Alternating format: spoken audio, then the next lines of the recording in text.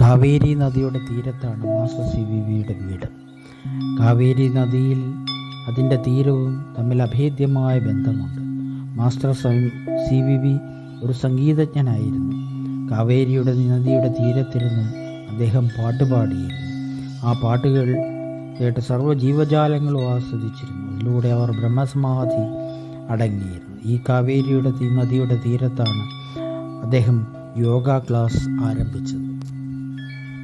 മാസ്റ്റർക്ക് രോഗങ്ങളെ ഇല്ലാതാക്കാൻ നല്ല കഴിവുണ്ടായിരുന്നു.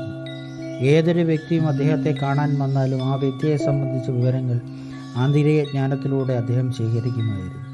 സുഷുമ്നയിലൂടെയും ഊർജ്ജത്തിനുള്ള പ്രശ്നം ഏതെന്നും അതുവഴി ഊർജ്ജസഞ്ചാരത്തിനുള്ള തടസ്സങ്ങൾ മാറ്റിക്കൊടുക്കുകയും സുഖപ്പെടുത്തി കൊടുക്കുകയും ചെയ്യുമായിരുന്നു. മരിച്ച ആൾക്കാരെ പുനർജീവിപ്പിക്കുക എന്നതിൽ മാസ്റ്റർ പ്രതിഭാശാലിയായിരുന്നു. 6-7 തവണ അദ്ദേഹം ഇത് ചെയ്തിട്ടുണ്ട്. അദ്ദേഹത്തിനൊരു മകനുണ്ടായിരുന്നു. ചന്തു എന്നായിരുന്നു പേര്. ആത്മീയ തലത്തിൽ ഉയർന്ന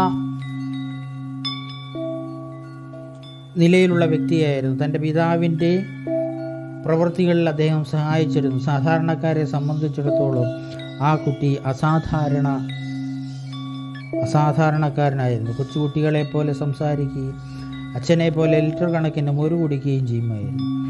ആരെല്ലാം മോരൊഴിച്ചിട്ടുണ്ടോ അവരുടെ എല്ലാം ഭൂതവും ഭാവിയും അദ്ദേഹം പറയുമായിരുന്നു. സുന്ദരമായി പാടുമായിരുന്നു. സൂക്ഷ്മ രൂപത്തിൽ അവിടെ പ്രത്യക്ഷപ്പെട്ടിരുന്ന മഹാത്മാക്കളുമായി സംവാദം നടത്തുമായിരുന്നു. കൊച്ചുകുട്ടിയെ പോലെ ഉള്ള പ്രകൃതമായിരുന്നു. ഭൂമിയെ സ്നേഹിക്കാൻ വേണ്ടി അദ്ദേഹം ഒരു സന്ദർശനം നടത്തി. അദ്ദേഹം ഒരു ദിവസം ശരീരം വിട്ടു. 3 പ്രാവശ്യം അദ്ദേഹത്തെ വീണ്ടും തിരികെ കൊണ്ടുവന്നു.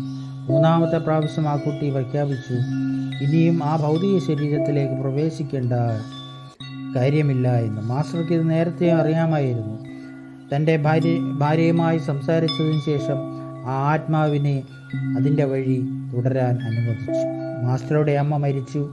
വീട്ടുകാരുടെ അപേക്ഷ അനുസരിച്ച് ഒരു പുതിയ ജന്മം വേണമെന്ന് മാസ്റ്റർ സമ്മതിച്ചു.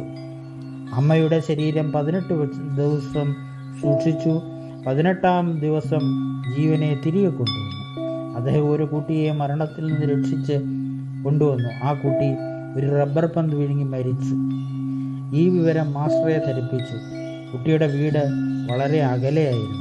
അദ്ദേഹം ധ്യാനത്തിലൂടെ ആ റബ്ബർ പന്ത് കഷ്ണം കഷ്ണമായി ഛേദിക്കുകയും അത് ശ്രദ്ധിപ്പിക്കാൻ പ്രേരിപ്പിക്കുകയും ചെയ്തു. ഇത്തരം കുറേ സംഭവങ്ങൾ അദ്ദേഹത്തിൻ്റെ ജീവിതത്തിൽ ഉണ്ടായിട്ടുണ്ട്.